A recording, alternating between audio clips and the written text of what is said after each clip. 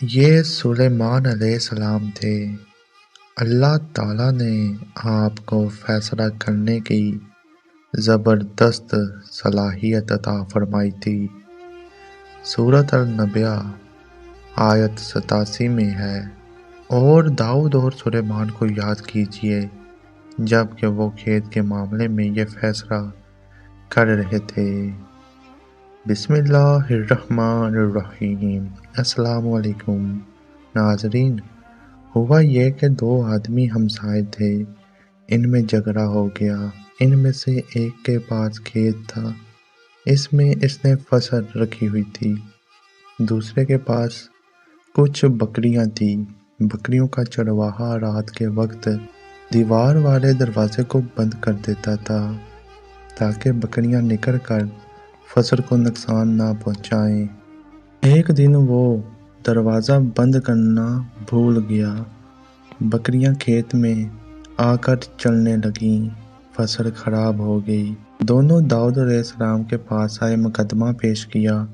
داؤد علیہ السلام قاضی بھی تھے۔ اس وقت سلیمان علیہ السلام کہیں گئے ہوئے تھے۔ داؤد علیہ السلام مقدمہ سن کر کہنے لگے، یہ بکریوں والے کی سستی کا نتیجہ ہے۔ اس کا حل یہی ہے کہ وہ تیری بکریاں اپنی تحویل میں لے لے۔ دونوں فریق باہر نکلے تو سلیمان علیہ السلام سے ملاقات ہوئی۔ انہوں نے تفسیر سن کر فرمایا، میرے ساتھ آؤ۔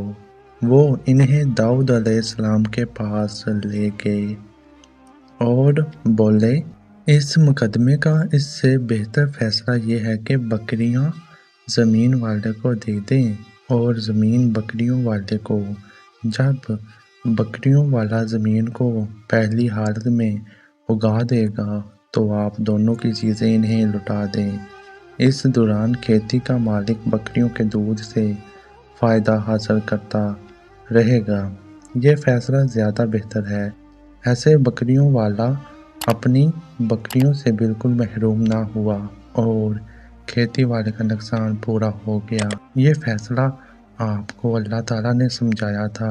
اللہ تعالیٰ سورۃ النبأ آیت 89 میں فرماتے ہیں، ہم نے اس کا صحیح فیصلہ سلیمان کو سمجھا دیا۔ ہاں، ہر ایک کو ہم نے علم و حکمت سے نوازا تھا۔ بخاری اور مسلم میں ایک حدیث ہے، اس میں اسی قسم کا ایک واقعہ بیان ہوا ہے کہ دو عورتیں اپنا مقدمہ داؤد علیہ السلام کے پاس لائیں۔ دونوں کو اللہ نے ایک ایک بچہ دے رکھا تھا۔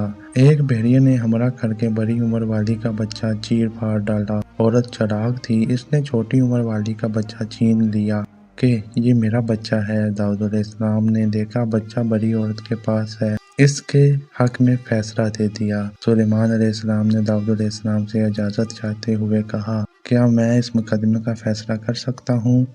انہوں نے اجازت دے دی۔ سلیمان علیہ السلام نے عورت سے کہا، بچہ مجھے دے دو۔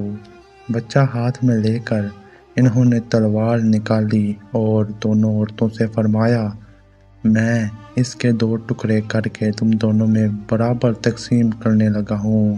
یہ سن کر بڑی عورت بولی کہ ٹھیک ہے، جبکہ چھوٹی عورت ممتا کی وجہ سے چلا اٹھی کہ آپ اسے زندہ رہنے دیں اور اسے دے دیں۔ یہ سنتے ہی سلیمان علیہ السلام بول اٹھے، تو ہی اس کی ماں ہے جس سے اپنے بچے کے ٹکڑے دیکھنا برداشت نہ ہو سکا، پھر بچہ اسے دے دیا۔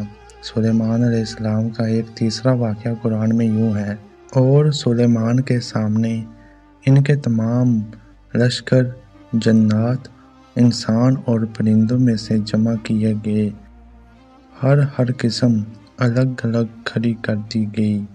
جب وہ چونٹیوں کے میدان میں پہنچے تو ایک چونٹی نے کہا، اے چونٹیوں، اپنے اپنے گھروں میں گھس جاؤ، ایسا نہ ہو کہ بے خبری میں سلیمان اور ان کا لشکر تمہیں رونٹ ڈالے۔ ان تمام لشکروں کو اکٹھا کیا گیا۔ اللہ تعالیٰ نے چونٹیوں کی یہ بات سلیمان علیہ السلام کو سنوا دی۔ سورۃ نمل آیت 19 میں ہے، اس بات پر سلیمان مسکرا کر ہنس پڑے اور دعا کرنے لگے کہ اے پروردگار، تو مجھے توفیق دے کہ میں تیری ان نعمتوں کا شکر بجا لاؤں۔ جو تو نے مجھ پر انعام کی ہیں، اور میں ایسے نیک اعمال کرتا رہوں جن سے تو خوش رہے، اور مجھے اپنی رحمت سے نیک بندوں میں شامل فرما۔